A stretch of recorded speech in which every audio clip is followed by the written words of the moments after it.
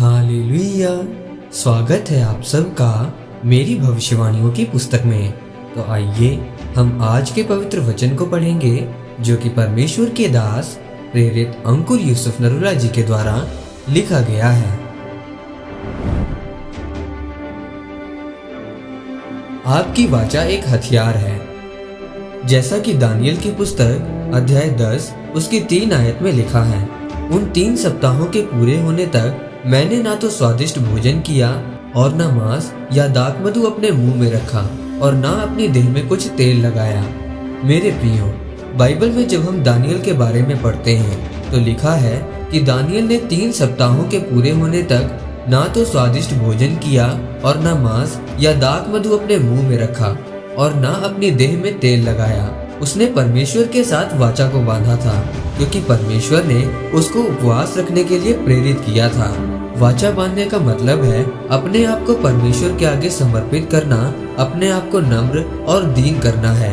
जब हम दानियल अध्याय 10 उसकी 12 आयत को पढ़ते हैं तो लिखा है, हे दानियल मत डर, क्योंकि पहले ही दिन जब तूने समझने बूझने के लिए मन लगाया और अपने परमेश्वर के सामने अपने को दीन किया, उसी दिन तेरे वचन सुने गए और मैं तेरे वचनों के कारण आ गया हूँ। तब दूत ने उससे कहा, जिस दिन तूने परमेश्वर की व्यवस्था को पूरा करने का, अपने जीवन की कमियों को दूर करने का, परमेश्वर की इच्छा को पूरी करने और उसकी महिमा को करने का फैसला किया, तब परमेश्वर ने उसकी प्रार्थना को सुनकर पहले ही दिन उसको दानियल के पास उत्तर देकर भेजा। लेकिन वो स्वर्गदूत पहले दिन उसके पास नहीं पहुंचा क्योंकि फारस के राज्य का प्रधान 21 दिन तक उसका सामना करता रहा।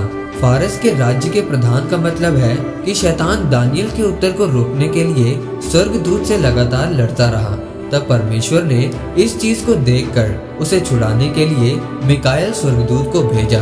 तब उसकी प्रार्थना का उत्तर उसे मिला, यानी उसने अपनी वाचा को पूरी किया और विश्वास में बना रहा। जब आप हन्ना के बारे में पढ़ते हैं तो हन्ना एक बांझ औरत थी, उसके कोई संतान नहीं थी, वो रोती और कुड़कुड़ाती रहती थी। लेकिन जब उसने परमेश्वर के साथ वाचा को बांधा कि अगर तू मुझे याद रखे और मेरी सुधि ले, मुझे बेटा दे, तो ये बेटा जो तू मुझे देगा उसे मैं यहोवा को अर्पण कर दूंगी। तब परमेश्वर ने उसकी वाचा को सुना और उसको संतान की आशीष दी। जब मैंने अपनी सेवकाई को शुरू किया तो मुझे रात को 12 बजे दुष्टात्मा के अटैक होते थे। तब उसी समय पवित्र आत्मा उपवास रखने के लिए मेरी अगुवाई करता था। तब मैं परमेश्वर से कहता था कि परमेश्वर, मैंने तो अभी अपना रोजा खोलकर खाना खाया है। तब परमेश्वर मुझसे कहता था कि अभी अपने मुंह से बोलकर मुझसे उपवास करने की वाचा बांध। और जब मैं ऐसा बोलता था तो उसी समय मेरे अटैक खत्म हो जाते थे। मेरे प्रियो, अगर आप अपनी प्रार्थना के उत्तर को जल्दी आते देखना चाहते हैं, अपनी आशीषों को लेना चाहते हैं, तो आप भी दानियल और हन्ना की तरह वाचा को बांधें। पवित्रताई में रहने की, प्रार्थना करने की, अपने बीज को बोने की, उपवास करने की वाचा को बांधें और उसे पूरा करें।